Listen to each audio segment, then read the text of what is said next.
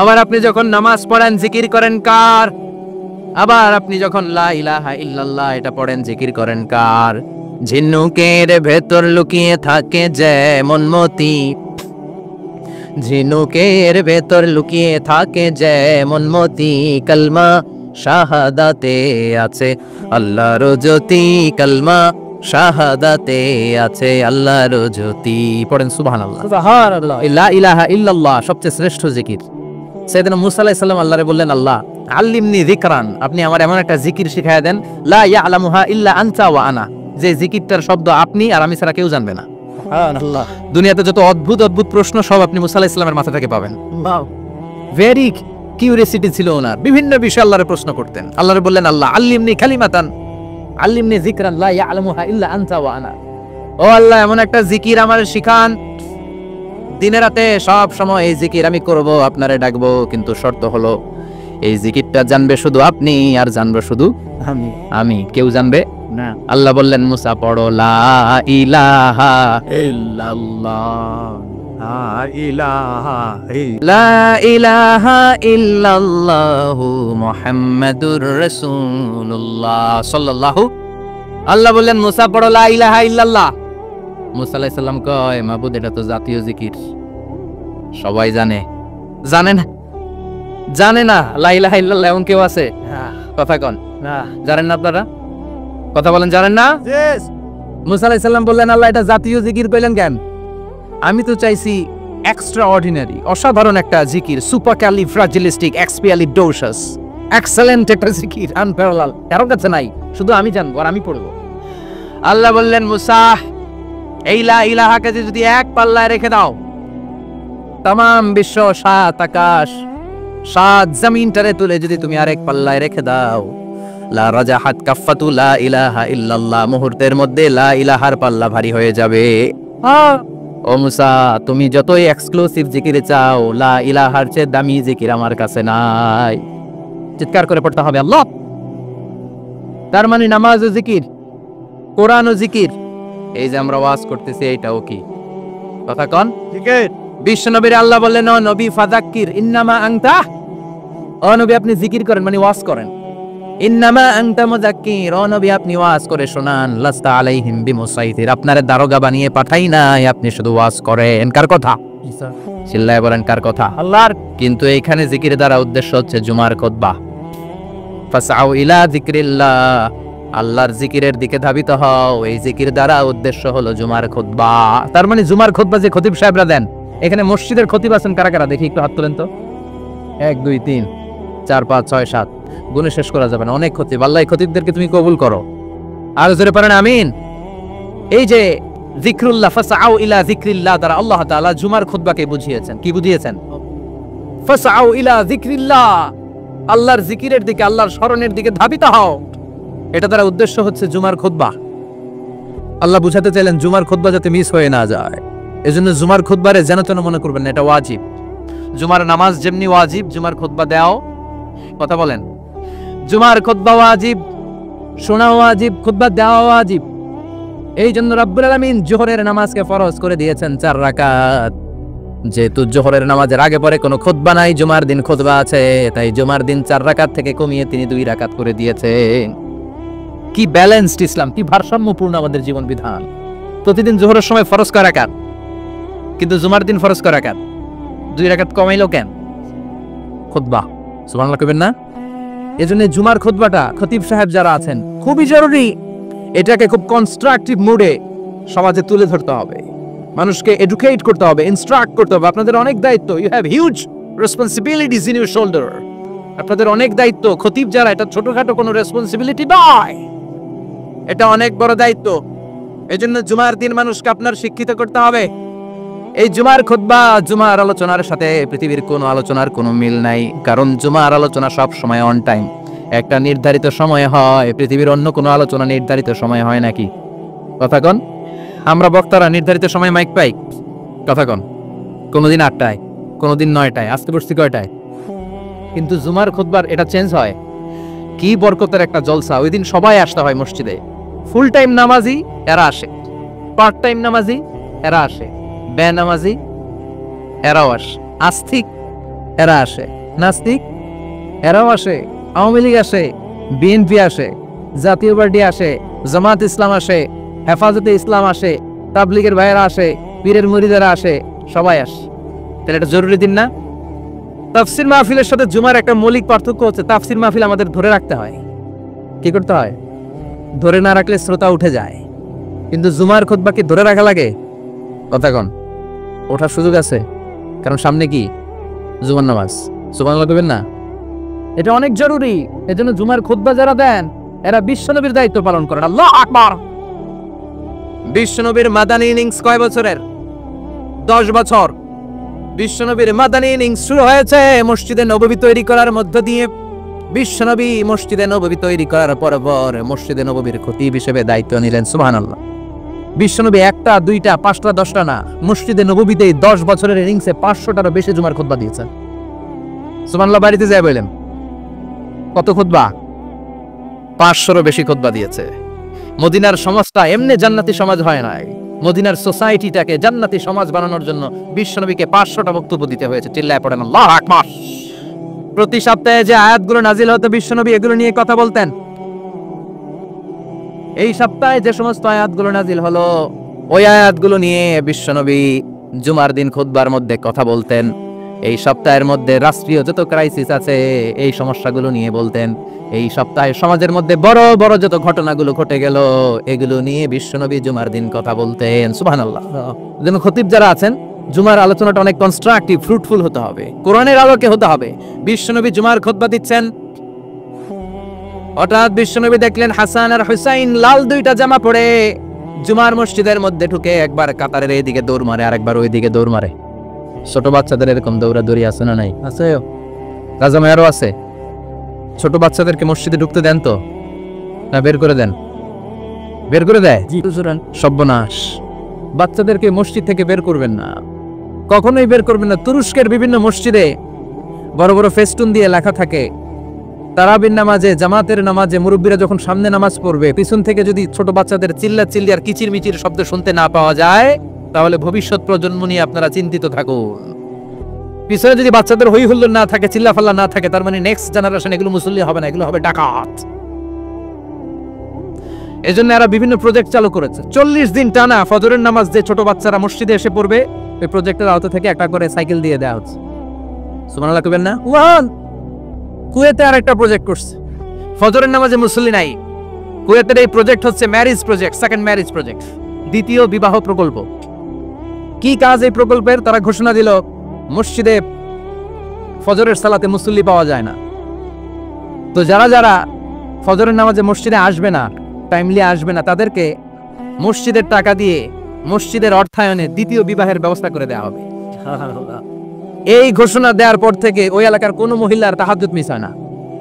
ফজর তো অনেক দূরে, তাহাজ্জুদের সময় থেকে হাজবেন্ডের ডাকা শুরু করে মসজিদে যাও, তাড়াতাড়ি তাড়াতাড়ি কোথায় যাও, কারণ মসজিদে না গেলে দ্বিতীয় বিয়ে আছে না নাই? সুবহানাল্লাহ কইবেন না? অটে প্রজেক্ট, অটে প্রজেক্ট, কত চমৎকার প্রজেক্ট। এই প্রজেক্টগুলো নেওয়ার দরকার আছে না নাই? এজন্য ছোট বাচ্চাদেরকে মসজিদ থেকে তাড়িয়ে দেওয়া যাবে, এদেরকেও নিয়ে যান। এরা হাসতে খেলতে চলতে ফিরতে, আমি বাইরের যত জায়গায় তারাবি পড়েছি, অনেক দেশে তারাবি পড়েছি রামাদানে, ছোট বাচ্চারা পিছনে অনেক কিচিরমিচির করে। হঠাৎ অ্যানাউন্সমেন্ট দেয় বাবা মারা ছেলে মেয়েদেরকে শান্ত করেন, কিছুক্ষণ শান্ত, 2 রাকাত পর আবার চিল্লাচিল্লি আছে না নাই? তো ওরা যদি না চিল্লায়, ওরা যদি লাফালাফি না করে, লাফালাফিকে 80 বছরের মুরব্বী করবে? কথা কয় না। মুরব্বী লাফালাফি করলে এটা মানাবে? ছোট বাচ্চারা লাফালাফি করবে, একজন আরেকজনের কামড় দিবে, কাচের গ্লাস ভাঙবে, এটাই পৃথিবীর সৌন্দর্য। চিল্লায় বলেন ঠিক কি না? বিশ্বনবী একবার আসরের নামাজের সেজদা লম্বা করে দিলেন। সাহাবারা বললেন নবী নামাজের পরে ধরলেন অসুস্থ হয়ে গেলেন নাকি, অথবা কোরআনের আয়াত সেজদা অবস্থায় নাজিল হয়ে গেল নাকি? আসরের সেজদা তো এত লম্বা করতে কখনো দেখি নাই রে নবী। বিশ্বনবী বললেন না, অসুস্থ হই নাই, কোরআনের আয়াত নাজিল হয় নাই। আমি যখন সেজদায় লুটিয়ে পড়েছি আমার কলিজার টুকরা নাতি হাসান আমার কাঁধের উপরে চেপে বসেছে। আমি যদি সেজদা থেকে মাথা উঠাই হাসানের কষ্ট হয়ে যাবে, তাই আসরের একটা সেজদা আমি ইচ্ছা করেই লম্বা করে দিয়েছি।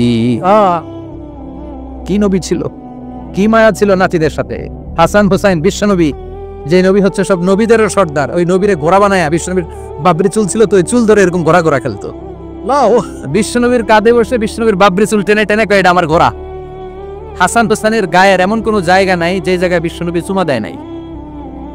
আর বলতেন রাইহানাতাইনি ফিদ দুনিয়া, হাসান আর হুসাইন হলো আমার দুনিয়ার সুগন্ধি।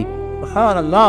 সাইয়্যিদা শাবাবি আহলিল জান্নাহ, জান্নাতীরা আপনারা যারা জান্নাতে যাবেন আপনাদের সামনে দুইটা পতাকা থাকবে, একটা থাকবে হাসানের হাতে আর একটা হুসাইনের হাতে। বিশ্বনবী মসজিদে নববীতে জুমার খুতবা দিচ্ছেন, হঠাৎ হাসান আর হুসাইন লাল দুইটা জামা পরে কাতারের মধ্যে দৌড়াদৌড়ি শুরু করলেন। বিশ্বনবী খুতবা থামিয়ে দিলেন, মিম্বার থেকে নেমে হাসান হুসাইনকে দুই হাতে টানতে টানতে মিম্বারের উপরে নিয়ে আসলেন যাতে মুসল্লিদের ডিস্টার্ব না হয়ে যায়। হাসানকে ডান হাতে ধরে হুসাইনকে বাঁ হাতে ধরে বাকি খুতবাটা বিশ্বনবী তখন শেষ করলেন। 500টা খুতবা দিয়েছেন, কয়টা? চিল্লায় বলেন কয়টা? আবার বিশ্বনবী জুমার খুতবা দিতে দাঁড়ালেন। এক সাহাবী এসে বসে বলল, বিশ্বনবী বললেন দাঁড়াও, 2 রাকাত পড়ছো? সাহাবী কেনা পড়ি নাই। বিশ্বনবী বললেন এরকা রাকাত দেন, 2 রাকাত পড়ো। সাহাবী 2 রাকাত পড়া শুরু করলেন, বিশ্বনবী আবার খুতবা দেওয়া শুরু করলেন। খুতবার নিরবিচ্ছিন্নতাকে ভঙ্গ করে বিশ্বনবী তাকে দাঁড়াতে বললেন, 2 রাকাত নামাজ পড়তে বললেন। তার মানে খতিব সাহেব মন গড়া শুধু খুতবা দিয়ে যায় না, ডানে বায়ে কোথায় কি হচ্ছে সবকিছু নজরে রেখে, কন্ট্রোলে রেখে সামাজিক সব সমস্যার কথাগুলো তুলে ধরে অসামাজিক কার্যকলাপের বিরুদ্ধে হুঙ্কার দিয়ে জুমার প্ল্যাটফর্মটাকে শক্তিশালী করাই হচ্ছে একজনের খতিবের দায়িত্ব। চিল্লা এখন ঠিকিরা। এই কাজই করেছেন বিশ্বনবী 500টা খুতবায়। আবার বিশ্বনবী দাঁড়িয়ে খুতবা দিচ্ছেন, এক সাহাবী এসে বলেন, নবী মদিনার মধ্যে পানি নাই, অনাবৃষ্টি, দুর্ভিক্ষ, আপনি একটু দোয়া করেন যাতে বৃষ্টি হয়। কিসের দোয়া? বিশ্বনবী জুমার খুতবা থামিয়ে দিলেন, খুতবা দিচ্ছিলেন, খুতবা থামিয়ে দোয়া করলেন, আল্লাহুম্মা আসকিনা, আল্লাহুম্মা আসকিনা ইয়া গাউস আগিসনা, আল্লাহুম্মা আসকিনা গাইসান মুগীসান মারিআন মুরিআন নাফিআন গায়রা দার আজিলান গায়রা আজিল। আল্লাহ আপনি আমাদের সাহায্য করেন, আপনি রহমত করেন, বরকত দেন, আপনি মদিনার বুকে বৃষ্টি দেন, তাড়াতাড়ি দেন, দেরি করেন না। সুবহানাল্লাহ। বিশ্বনবী দোয়া করতে দেরি, মুহূর্তের মধ্যে ঝুমঝুম করে বৃষ্টি নাজিল হয়ে মদিনাটা প্লাবিত হয়ে গেল। আকাশে মেঘ দেয় কে? বৃষ্টি দেয় কে? আল্লাহ মেঘ দে পানি দে ছায়া দে রে তুই, আল্লাহ মেঘ দে। পড়েন পড়েন, আল্লাহ মেঘ দে পানি দে ছায়া দে রে তুই, আল্লাহ মেঘ দে। সবকিছু দেয়ার মালিক কে? আল্লাহ। বৃষ্টি দেয় কে? মেঘ দেয় কে? বিশ্বনবীর দোয়ার বরকতে বৃষ্টি নামলো। শুক্রবার বৃষ্টি, শনিবার বৃষ্টি, রবি সোম মঙ্গল বুধ বৃহস্পতি শুক্র, এর পরের শুক্রবার পর্যন্ত টানা বৃষ্টি হলো। কারণ দোয়ার বৃষ্টির দোয়া করছে, বৃষ্টি বন্ধ হওয়ার দোয়া তো করে নাই, চলতেছে। আল্লাহ কাছে নবী চাইছেন দিতেছি, না করলে থামামু। সুবহানাল্লাহ কইবেন না? সুবহানাল্লাহ। বৃষ্টি হইতে হইতে মদিনায় বন্যা, মরুভূমির দেশ, কি পরিমাণে হেভি রেইনফল হলে মরুতে বন্যা হয়। সুবহানাল্লাহ পড়বেন না? আবার বিশ্বনবী পরের জুমাবারে খুতবা দিচ্ছেন, ওই সাহাবী এসে হাজির, এসে বলে, ও নবী আর বৃষ্টির দরকার নাই।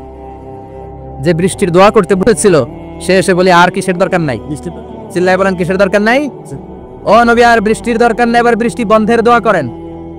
বিশ্বনবী আবার হাত তুলে বললেন, আল্লাহুম্মা হাওয়ালাইনা ওয়ালা আলাইনা, মানে আল্লাহ আপনি বৃষ্টি দেন তবে এই এলাকায় না, ডানে বায়ে সামনে পেছনে চারদিকে দেন। সাহাবীরা মসজিদ থেকে বের হয়ে দেখে মদিনার চারদিকে এরকম গোল একটা চাকতি, এই চাকতি দিয়ে নীল আকাশ দেখা যায়, আর ডানে বায়ে সামনে পেছনে প্রচন্ড ঝড় ঝন্ডার বৃষ্টি।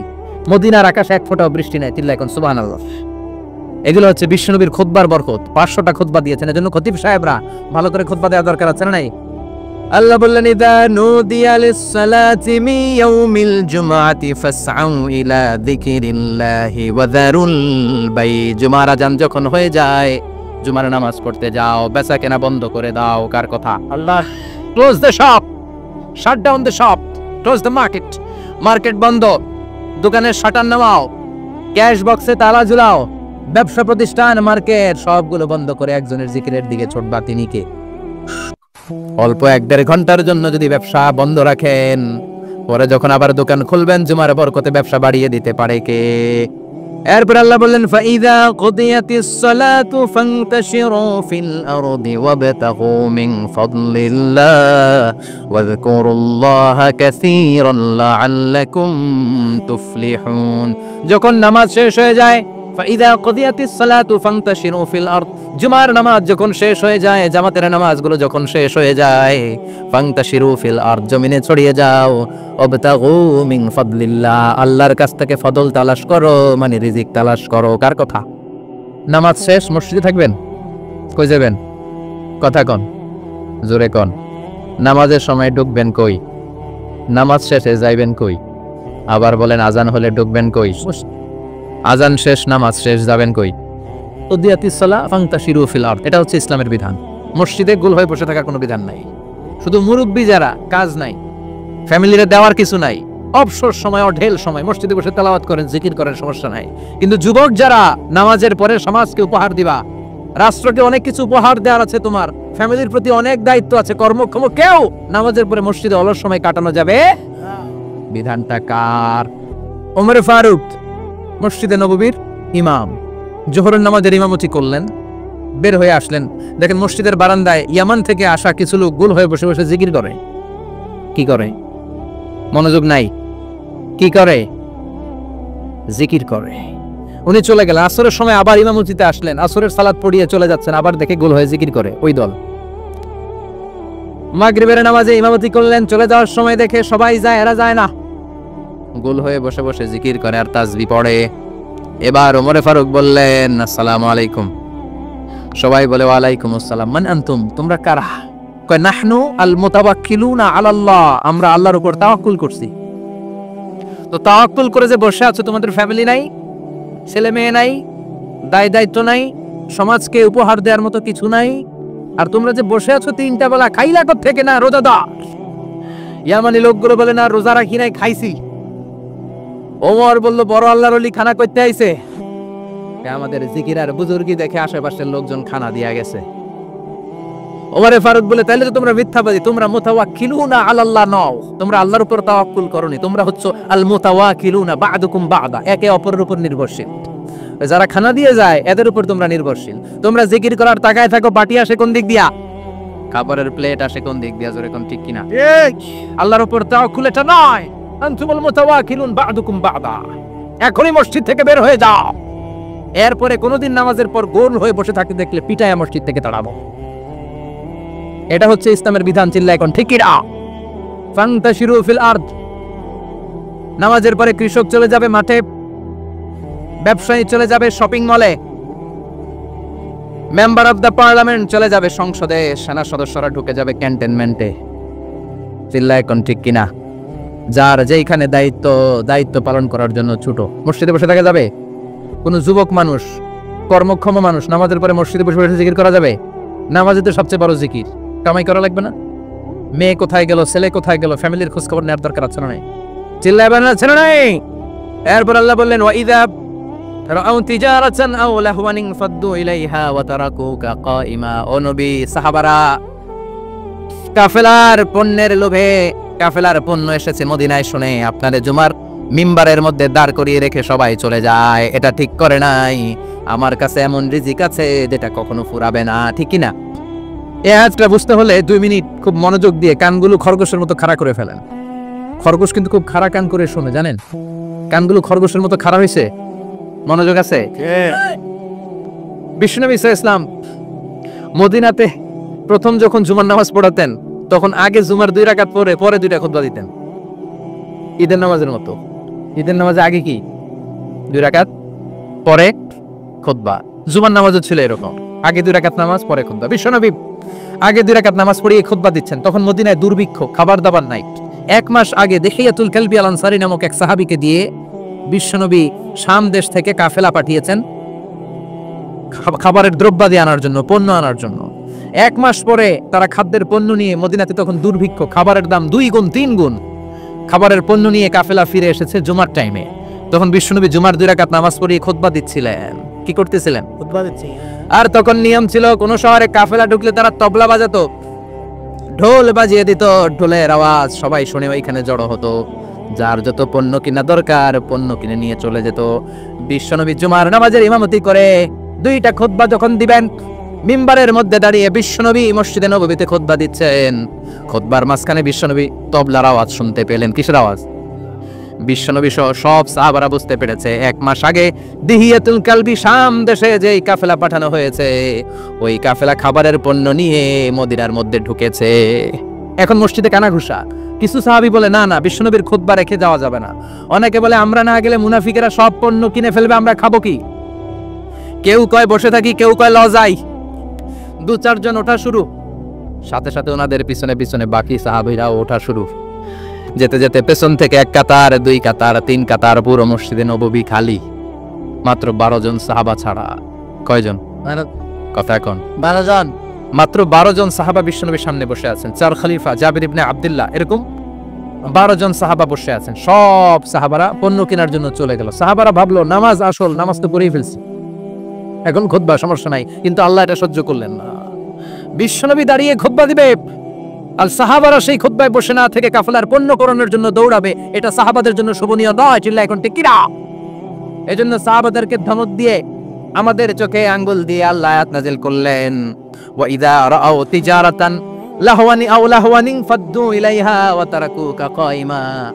ও নবী, আপনার সাহাবারা দুনিয়ার পণ্য সামগ্রী দেখে আপনাকে জুমার মিম্বারের মধ্যে দাঁড়িয়ে রেখে তারা চলে যায়। কুল মা ইনদাল্লাহি খায়রুম মিনাল লাহবি ওয়া মিনাত তিজারা। ও নবী, আপনি বলে দেন আমার কাছে এত বিশাল ধনভাণ্ডার আছে, সবার যত চাহিদা যত কামনা আছে সব যদি দিয়ে দেয় আমার ধনভাণ্ডারের 1 ইঞ্চিও কমবে না। সবচেয়ে বড় রিজিকদাতা কে? চিল্লায় বলেন কে? কেউ যেটা পারে না পারে কে? কেউ যেটা দেয় না দেয় কে? জুমার নামাজে আগে আগে যেতে রাজি আছেন? সময় মতো জুমার খুতবা শুনতে রাজি আছেন তো? খতিব সাহেবরা ঠিকঠাক মতো জুমার খুতবা দিবেন তো? জুমার দিনের কিছু সুন্নাত আছে, শুনবেন? জুমার দিনের প্রথম সুন্নত হচ্ছে জুমার দিনের ফজরের নামাজটা জামাতে পড়া। সবাই কয় খাইছে, হুজুরে দর্শে জায়গা মতো, আসল জায়গায়। ফজরের নামাজে ভেজাল আছে না নাই? রাজা মেয়ারে নাই। রাজা মেয়ারের মসজিদ সব প্যাক হয়ে যায়, মুসল্লি আর মুসল্লি। জুমার নামাজের প্রথম সুন্নত হচ্ছে ফজরের নামাজটা কি পড়া? জামাতে। আফদালুস সালাওয়াত ইনদাল্লাহি সালাতুল ফাজরি ফি ইয়াউমিল জুমআতি ফি জামাআহ। বিশ্বনবী বললেন জুমার নামাজের 15টা সুন্নাত মুখস্থ রাখতে হবে। 1 নাম্বার সুন্নাত ফজরের সালাত জামাতে পড়তে হবে। 2 নামাজ মুনাফিকদের কাছে সবচেয়ে কঠিন, একটা হচ্ছে ফজরের নামাজ আর একটা এশার নামাজ। এক আলেমকে জিজ্ঞেস করা হলো ফজরের বাতাসটা এত ঠান্ডা আর স্নিগ্ধ কেন? আলেম উত্তর দিয়েছিল কারণ ফজরের বাতাসে মুনাফিকদের নাকের দুর্গন্ধ মিশে না। ফজরের বাতাসটা স্নিগ্ধ, ফজরের সময় আল্লাহওয়ালাদের আনাগোনা, মুসল্লিদের আনাগোনা, ইসলামের পক্ষের শক্তির আনাগোনা। চিল্লায় বলেন ঠিক কিনা? মসজিদে নববীতে জুমার নামাজের দৃশ্য আর ফজরের নামাজের দৃশ্য ছিল এক। বাংলাদেশে ফজরের নামাজের দৃশ্য আর জুমার নামাজের দৃশ্য এক নাকি? ফজরের নামাজের সময় মুসল্লি নাই, 1 কাতারও হয় না, আর জুমার নামাজে পাক্কা মুসল্লি দেরি করে গেলে বারান্দায়ও জায়গা পায় না। ঠিক কথা কোন? তাহলে আগামীকাল ফজরের নামাজটা আমরা জামাতে পড়বো ইনশাআল্লাহ। ইনশাআল্লাহ এত আসতে আরো জোরে পড়েন ইনশাআল্লাহ। মনে থাকবে? ইমাম সাহেব কে মসজিদের? ইমাম কই? আবে সব কই? কালকে দেখবেন যে কি অবস্থা হয় ফজরের সময়। জুমার নামাজের মতো ভিড় হবে, আসা যাবে না। কথা কয় না। 2 নম্বর সুন্নাহ হচ্ছে আসওয়াক, মেসওয়াক করা। মাথরাতুন লিল ফাম মারদাতুন লির রাব। মেসওয়াক করলে দাঁত পরিষ্কার থাকে, আল্লাহ খুশি হয়ে যায়। বিশ্বনবী বলেছেন যদি আমার উম্মতের জন্য কষ্ট না হতো প্রত্যেক নামাজের আগে মেসওয়াক করা আমি ফরজ করে দিতাম। সুবহানাল্লাহ। মেসওয়াক ছিল বিশ্বনবীর জীবনের শেষ আমল। এই মেসওয়াক করে বিশ্বনবী শেষ নিঃশ্বাস ত্যাগ করেছেন। আপনার নবী আমার নবী, ওনার জীবনের সর্বশেষ আমল ছিল কি? সুবহানাল্লাহ কইবেন না? বিশ্বনবী জাইতুনের ডাল দিয়ে মেসওয়াক করতেন। বিশ্বনবী বলতেন নি'মা সিওয়াকি আয-যাইতুন ফাইন্নাহু সিওয়াকি ওয়া সিওয়াকুল আমবিয়া মিন ক্বাবলি। জাইতুনের ডালের মেসওয়াক কতই না ভালো, কারণ এটা দিয়ে আমিও মেসওয়াক করি, আমার আগে সব নবীরা জাইতুনের ডাল দিয়ে মেসওয়াক করেছে। সুবহানাল্লাহ। 3 নাম্বার হচ্ছে দুহুন, তেল মালিশ করবেন। বিশ্বনবী জাইতুনের তেল দাড়িতে চুলে আর গায়ে দিতেন। বিশ্বনবী বলতেন ওয়াদাহিনু ফাইন্না ফিত তাদহিনি বারাকা। তেল খাও, তেল দাও, তেল মালিশ করো, তেলের ভেতরে আল্লাহ বরকত ঢুকাইয়া দিছে। তেল দিবেন তো? 4 নম্বরে আত্তিব, জুমার দিনে সুগন্ধি লাগিয়ে যাওয়া সুন্নাত। লাগাবেন? লাগাতে রাজি আছেন? বিশ্বনবী বলতেন এই দুনিয়ার 3টা জিনিস আমার কাছে সবচাইতে প্রিয়। হুব্বিবা ইলাইয়া মিন দুনিয়াকুম সালাস। 1 হচ্ছে আন-নিসা, নারীদেরকে আমি পছন্দ করি। 2 হচ্ছে আত্তিব, সুগন্ধি লাগাতে আমি পছন্দ করি। বিশ্বনবীর কেউ সুগন্ধি হাদিয়া দিয়েছে, বিশ্বনবী নেয় নাই, এরকম কোনো ঘটনা ঘটে নাই। 3 নম্বরে কুররাতু আইনি ফিস সালাহ, নামাজের মধ্যে যখন আমি দাঁড়িয়ে যাই আমার চক্ষুটারে ঠান্ডা করে দেয় কে? আবার বিশ্বনবী বলতেন আরবাউন মিন সুনানিল মুরসালিন, চারটা সুন্নাত সব নবীদের সুন্নাত। এক নম্বরে আল হায়া মানে লজ্জা, আরেক বর্ণনা এসেছে আল খিতান মানে সুন্নাতে খাতনা, এটা সব নবীদের ছিল। আর সেওয়াক, সব নবীরা মেসওয়াক করেছেন। আর তিব, সব নবীরা আতর লাগিয়েছেন। আর নিকাহ, সব নবীরা বিয়েও করেছেন। চিল্লায় পড়েন আল্লাহু আকবার। 5 নম্বর সুন্নাহ হলো আল লিবাস আহসানাস সিয়াব, সুন্দর জামা পরা। নট নেসেসারি যে নতুন জামা হতে হবে, পুরাতন জামাও ধুয়ে আয়রন করে পরলে একটা সৌন্দর্য আছে না নাই? ইন্নাল্লাহা জামিল ওয়া ইউহিব্বুল জামাল, আল্লাহ নিজে সুন্দর, সৌন্দর্যকে আল্লাহ পছন্দ করেন। পৃথিবীতে সবচেয়ে সুন্দর কে?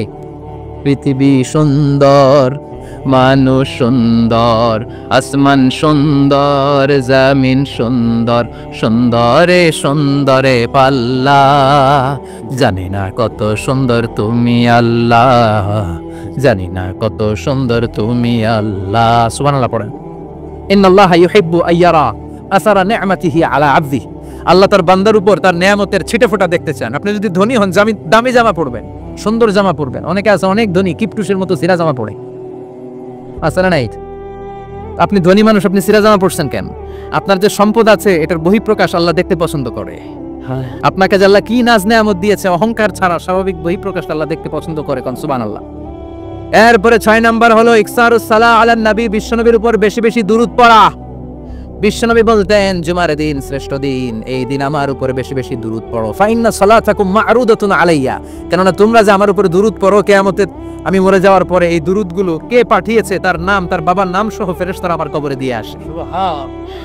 সাহাবারা বললেন ইয়া রাসূলুল্লাহ কাইফা সালাতুনা মা'রুদাতুন আলাইক, আপনি মরে যাওয়ার পরে আমাদের দুরূদ কেমন করে আপনি দেখবেন? ওয়াকাদ আরিমতা, আপনি তো পচে গলে মাটির সাথে মিশে যাবেন। বিশ্বনবী বলেন ইন্নাল্লাহা হাররামা আলাল আরদি আন তাকুলা আজসাদাল আম্বিয়া, নবীদের লাশকে খেয়ে ফেলা, নবীদের লাশকে পচিয়ে ফেলা জমিনের সব মাটির জন্য আল্লাহ হারাম করে দিয়েছে। নবীদের লাশ পচে না, নবীদের লাশ গলে না। যারাই বিশ্বনবীর উপর দুরূদ পড়বেন, আপনার নাম সহ, আপনার বাবার নাম সহ, মালাইকাতু সাইয়াহিন, একদল ফেরেশতা আছে শুধু রাউন্ড দেয় গোটা ওয়ার্ল্ডে। কারা বিশ্বনবীর উপর দুরূদ পড়েছে, এই দুরূদ নিয়ে, এই নাম নিয়ে বিশ্বনবীর কবরে তারা পৌঁছে দেয়। চিল্লায় পড়েন আল্লাহু আকবার। এরপরে বিশ্বনবী বলতেন জুমার দিনে সূরাতুল কাহাফ পড়বা, কাহাফ পড়া সুন্নাহ। সূরাতুল কাহাফ পড়তে রাজি আছেন? আগামীকাল রাজি আছেন তো? 18 নম্বর সূরা, কোরআনের একেবারে মাঝখানের সূরা। আলহামদুলিল্লাহিল্লাযী আনজালা আলা আবদিহিল কিতাবা ওয়া লাম ইয়াজআল লাহু ইওয়াজা, এই আয়াত দিয়ে শুরু হয়েছে, শেষ করা হয়েছে ফামান কানা ইয়ারজু লিকা রাব্বিহি ফালইআমাল আমালান সালিহা ওয়া লা ইউশরিক বিইবাদাতি রাব্বিহি। আর মাঝখানে আছে ওয়ালিয়াতালাত্তাফ। হাফেজ সাহেবরা উত্তর দাও, মাঝখানে আছে কি? কথা কন। ওয়ালিয়াতালাত্তাফ একটা শব্দ আছে সূরা কাহাফের মাঝখানে। কোরআনের সব জায়গায় এক ফন্টে আয়াতগুলো লেখা, কিন্তু ওয়ালিয়াতালাত্তাফ মোটা করে লেখা আছে না, ডবল ফন্টে লেখা, মোটা, কারণ এটা কোরআনের একেবারে মাঝখানে অবস্থিত এই শব্দটা ওয়ালিয়াতালাত্তাফ।